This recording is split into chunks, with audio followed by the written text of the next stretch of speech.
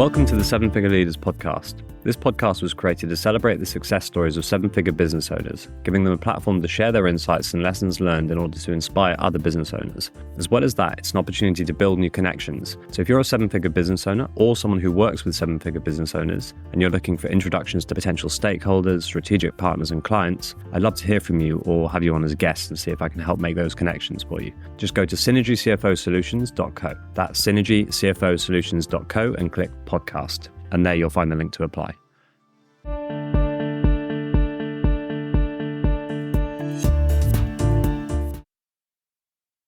Welcome, and today we've got Sam Daughtry, who helped small business owners acquire other businesses. Welcome, Sam.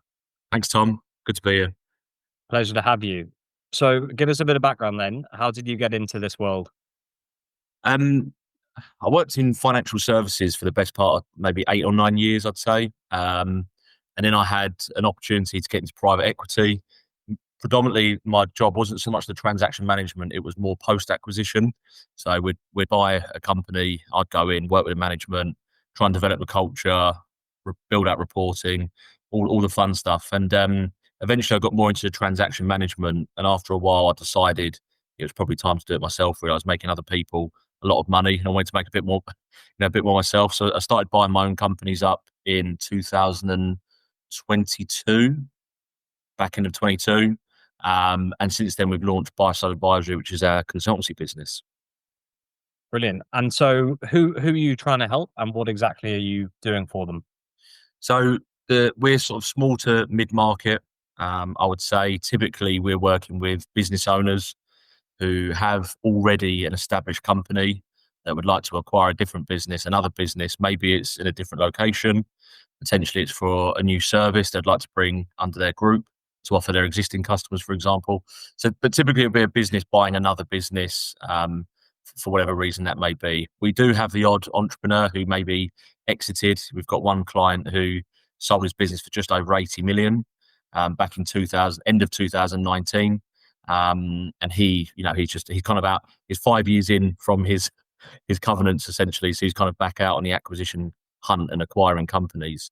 But yeah, predominantly I'd say it's business owners looking to buy other businesses essentially. Okay. And it's a pretty glamorous idea to go out there and buy other businesses at the moment. There are lots of people talking about it. So for anyone who's kind of not sure or who's heard of it but isn't quite sure what the benefits are, why would someone want to actually go out there and acquire another business and bolt it onto their existing one?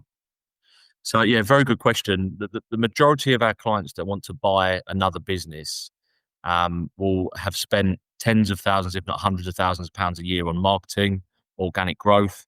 And you have to do that, obviously, to get to a certain point. It's part of the process. But typically they'll hit a point where they've got cash sat on the balance sheet.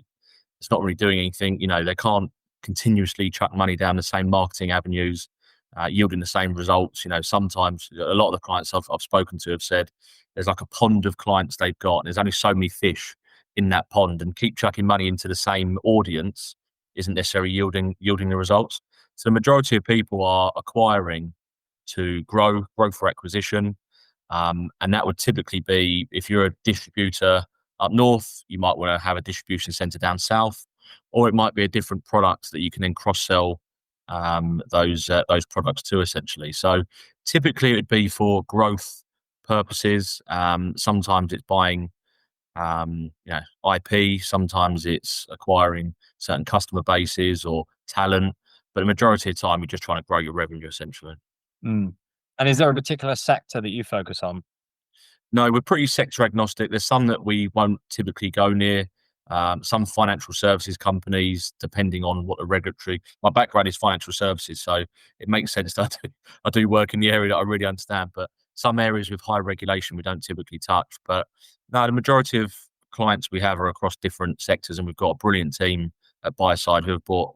One guy was involved with a private equity company. He worked former KPMG, worked for about 10 years in a private equity company, and in total he was the MD. He sat on top, and different private equity companies within, under the umbrella of the company he was managing, there was over 250 SPVs across multiple sectors. So we're quite sector agnostic, but we do take a look at each individual case, and we'll only really take it on if we feel there's a chance of success with that client. And what determines the chance of success? What makes it more likely that you're going to be able to achieve those results? Typically, obviously you have to have you spoke earlier about a lot of people talking about M&A. As much as the gurus will lead you to believe that it's easy to buy a business with no money down, the reality is you do need cash. And if you've got cash and you've got credibility, then typically a bank or a seller will be more than happy to talk with you or lend, obviously, cash to you if that's what they require. But quite often it's actually having their own house tidy. If they've got the right platform to actually acquire, because people sometimes want to merge businesses or it's just buy a standalone company and it forms part of their group. And that will definitely dictate success essentially, because I think it's something like 40 or 51% of mergers don't work out. They just don't work out. That doesn't mean they fail. It just might mean that they haven't had the impact they wanted when they took on that acquisition. So it's kind of buyer readiness, really, I'd say, is what we're looking for. Buyer readiness as opposed to seller readiness. Yeah, from our side, obviously, first of all, and then the target. You need two. You need motivated buyer, motivated seller. Yeah. You have to have that. But from our side, when we're taking on a client initially, we've got someone that's motivated to buy. They've got the right reasons to buy, and they've got the right platform to acquire. And diving into that in a bit more detail, right platform to acquire. Okay, so like you said, they've got the cash. That they want to do an acquisition. What else do they need in their own business to actually maximize the chances of having a successful acquisition?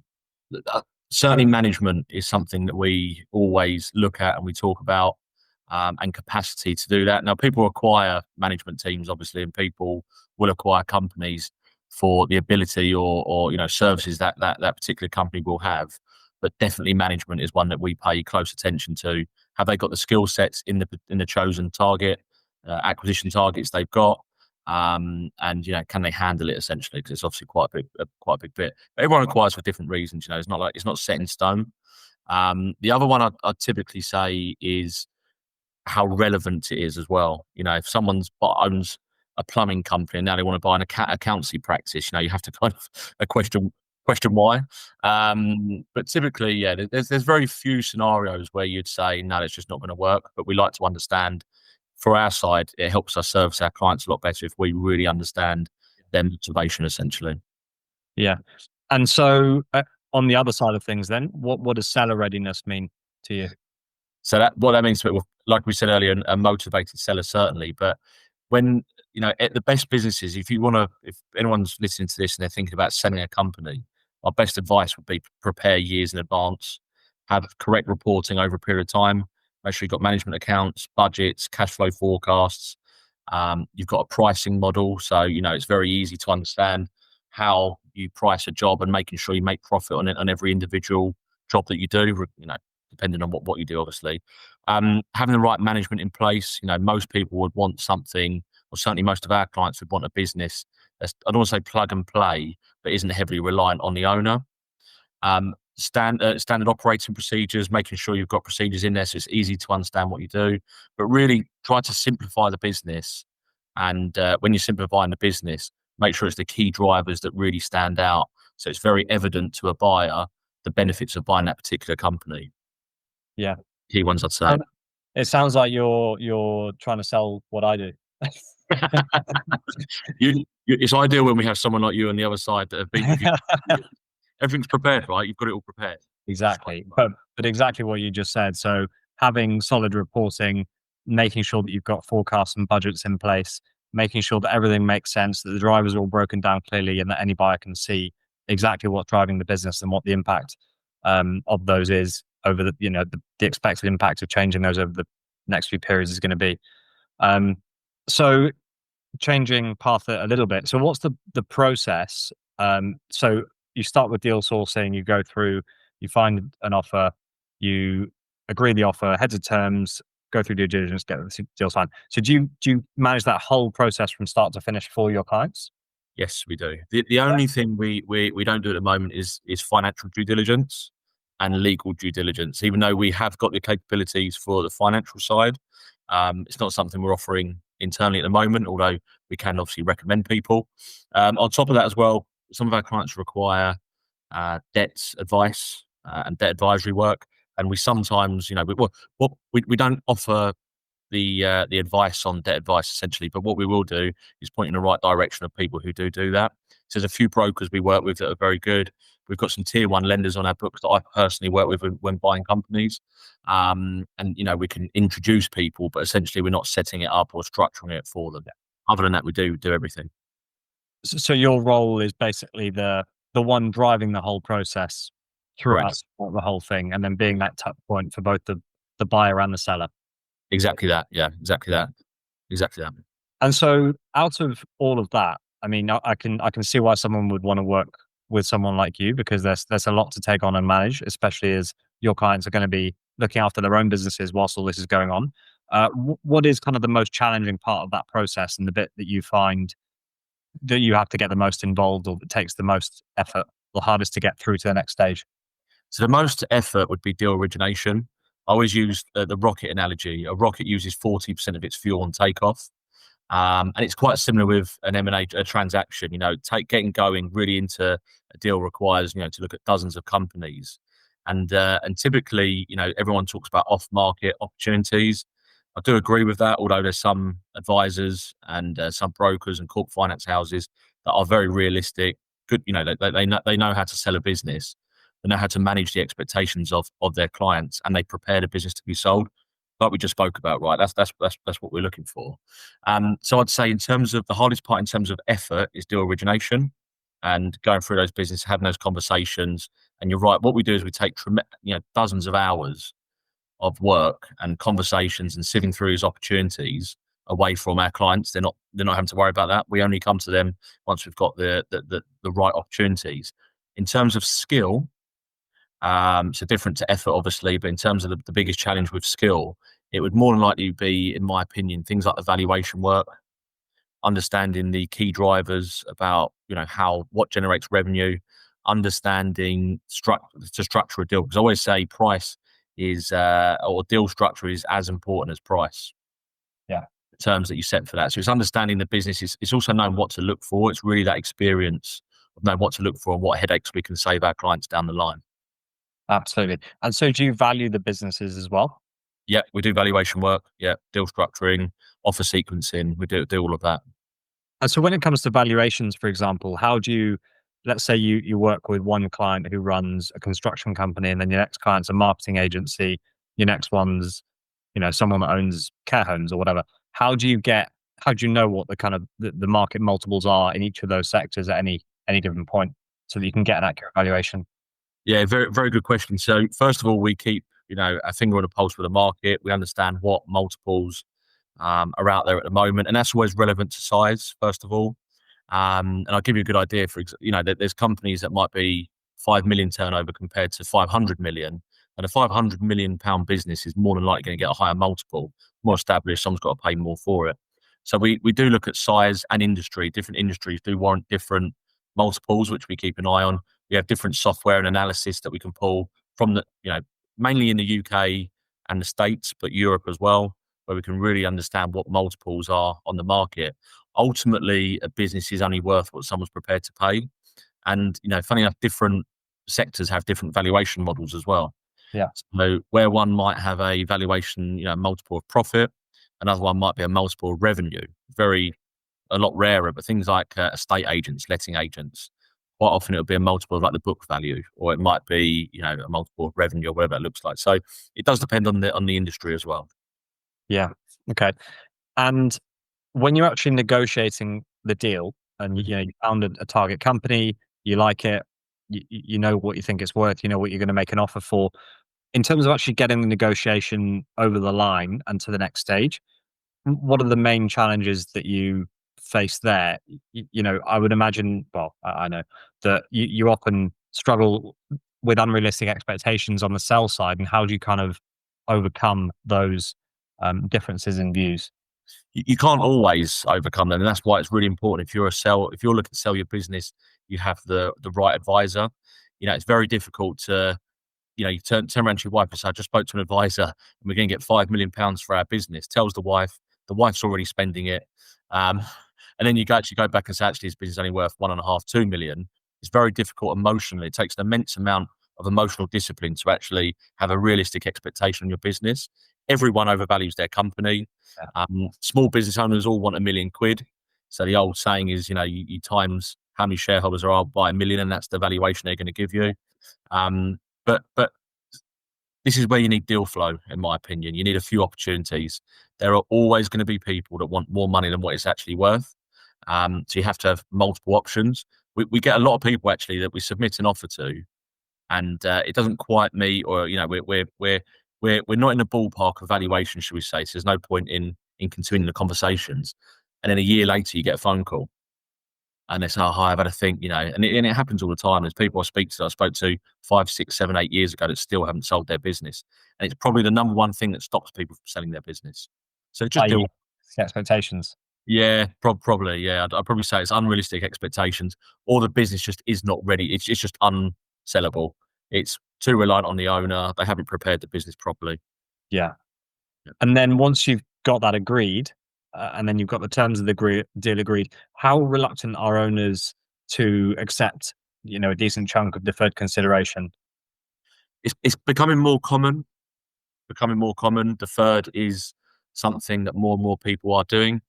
In actual fact, a lot of the time, depending on the company and why they're buying, but a lot of our clients will, even if they had 100% of the money to invest, they'll put 80, 90% down and keep back 10, 20% over, a year, 18 months, 2 years, for example, just to protect their risk a little bit. But it is quite common. And again, that is certainly a stumbling block. Sometimes I've seen, we pre-qualify all our clients, so we know affordability isn't an issue. But sometimes when they are stretching the purchase price, you're having to get a little bit creative in how you structure this deal. But most people would be happy 70, 80, 90% upfront and the rest deferred. Yeah. Okay. Experience. And then deals all agreed, heads of terms, then the due diligence starts. How many did you see fall through at that stage? Quite a lot. I'd probably say for us, it's a lot better at buy-side advisory success rate, because it's like a good salesman. They only ask for the money when they know they've got the sale, they've done the work, they don't. So we are kind of quite similar. We're not going to progress with a deal that we're umming and ahhing about whether it is going to complete, and we try to do as much upfront as we possibly can. Inevitably, we're not doing the in-depth due diligence, and quite often, you get to understand the seller, and you get to understand. You really get to build a relationship with these people.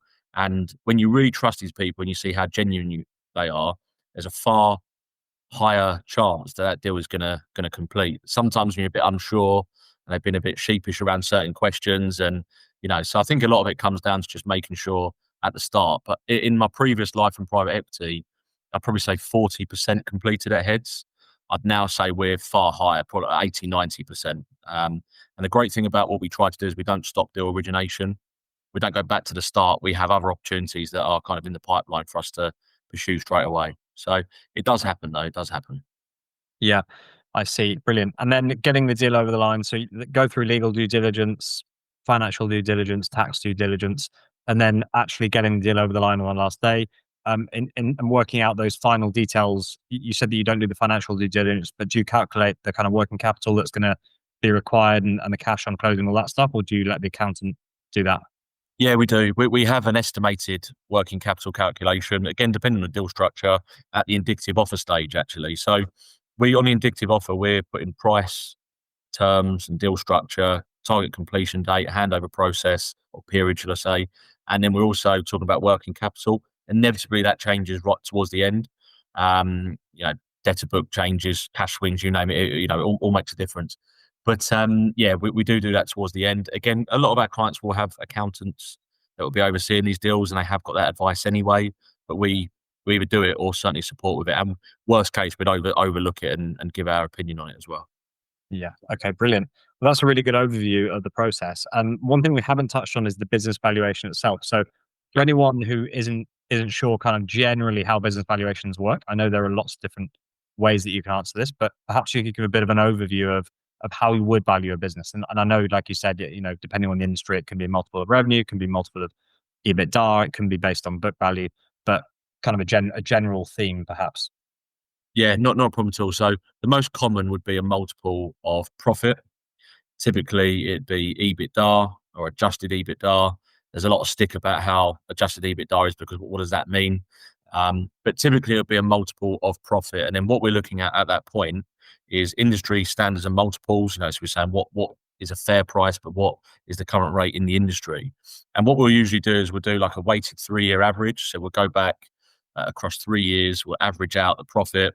And then from there, we'll apply a multiple to the average of the last 3 years.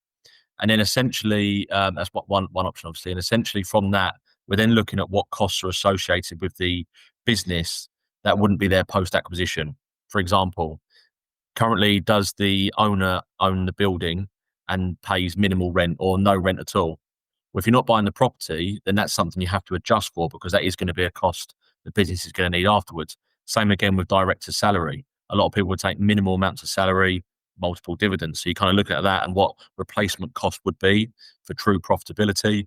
You get pension contributions, you get family members on the payroll, you get credit cards that the director uses, basically all sorts of different things that you kind of have to go through. But typically, in its most simple form, it'd be a multiple of profit and then working out the true profitability post-acquisition. Okay, and then once we've got that, let's say it's 4 times adjusted EBITDA. Yep.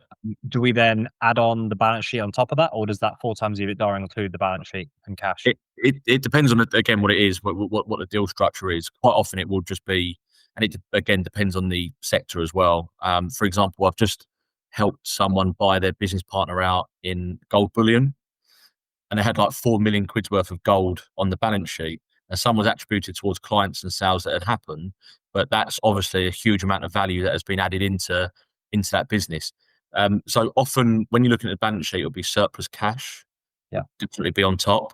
But if the assets are essential to the day-to-day operations, then typically you wouldn't include the assets of the business, stock, machinery. It would just be a multiple of profit. But again, depending on what that balance sheet holds and what it is, then sometimes it can be on top. But definitely surplus cash. If it's a no cash, no debt deal, then surplus cash will always go to the seller as part of the purchase price. I see. So you do let's say 4 times EBITDA, and then you do like a normal version of the balance sheet. So what's required to operate the business day to day, that will be included in the 4 times EBITDA. But then anything on top of that, let's say they've got I don't know, property, or they've got lots of inventory or lots of fixed assets over and above what they need to run the business, or lots of cash, then that would be on top of the 4 times EBITDA. Yeah, correct. Absolutely. Yeah. So we did a deal. I bought a business about 20 months ago. And we bought, it was a really solid business, 32, nearly 33 years old at the time we bought that company.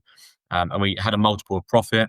They had the property, so we also paid for the we took on property was worth about 600 grand, and we took on about 250,000 left of the mortgage. So we actually paid the additional value of the property on top of the multiple, and there was surplus cash on that as well. So the surplus cash went on top after our working capital calculations as part of that. So yeah, it wasn't just a multiple of profit; it was in addition the property value minus the mortgage plus surplus cash.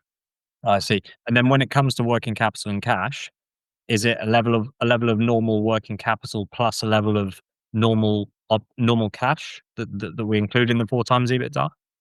A buffer we always say is essential. What that is different for every deal naturally, but yeah, we'd say here's a normalized working capital amount so that we want left behind, and a bit of a buffer just to make sure, because who knows what's around the corner, right? A buffer in cash. Yeah. Typically, we say it can't just be to the penny. We always try to negotiate for our clients a little bit extra, just to give a bit more breathing space, essentially.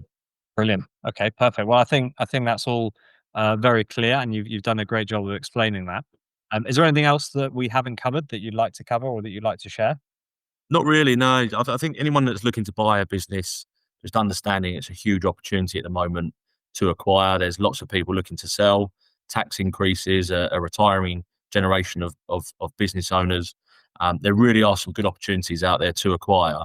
And of course, if anyone wants to have a chat, I'd be more than happy for no obligation video call or coffee and do that from there. But no, it's been really enjoyable, Tom. Great. Well, pleasure to have you on the podcast, and we'll make it very easy for anyone who is interested in having a conversation with you to contact you. We'll put your LinkedIn and your email address and stuff under the show notes. And yeah, wishing you all the best with your acquisition journey and for your clients over the rest of the year. Thanks, Tom. Thanks for your time, mate.